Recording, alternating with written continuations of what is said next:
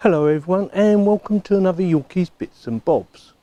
Today I'm going to show you how I fitted my power supply to my Sahara P35 computer case because I've seen that some people are having a bit of trouble getting it in there.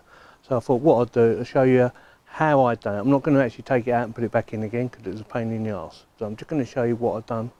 So with that, should we get on with it? So there's the power supply. I've already took the hard drives out, they just slide in. So I just removed them quickly just to save a bit of time, unplugged them. So you basically take them out, you put your PC power supply in. There's two ways you can do it. You can either get a smaller one of these so it's not so long, so make sure you get a smaller version. They're not all that length. Or if you're going for a big one like this, which is the EVGA 1000 GQ, as you can read, which is a semi-modular. Sorry. So as the mains power, which goes to the motherboard, is permanently connected, and then all the other modulars you connect as you need it. So I did have a job getting in, but I got it in. So once you get it in with that lead, you need to plug in all your other leads, obviously, like all your Molexes and your SATA connections. And the way I've done it is I fed them through these holes here. You see that? I think you can see that, okay. Yeah.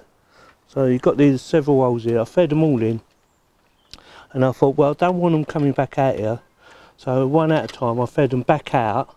Once I plugged them into the power supply, I pulled them back out again, so they run up here. So they come up here and go wherever I needed them to go. So that's how I've done it. So it was hard work. It's probably the hardest thing I had to do in this computer case. So ideally, the manufacturer really needs to modify it. Either put 4 screws on the front, bigger ones, another plate on the front, so you can pull off the power supply cover, plug in your power supply with all your connections and pull them all out, and then push it back in from that way. That would be ideal, that would be perfect.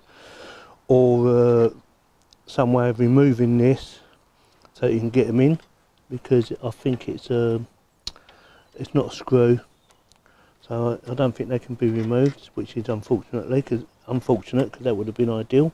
But there you go. So it needs a bit more thought done to it. So whoever makes the Sahara P35, you need to think about that.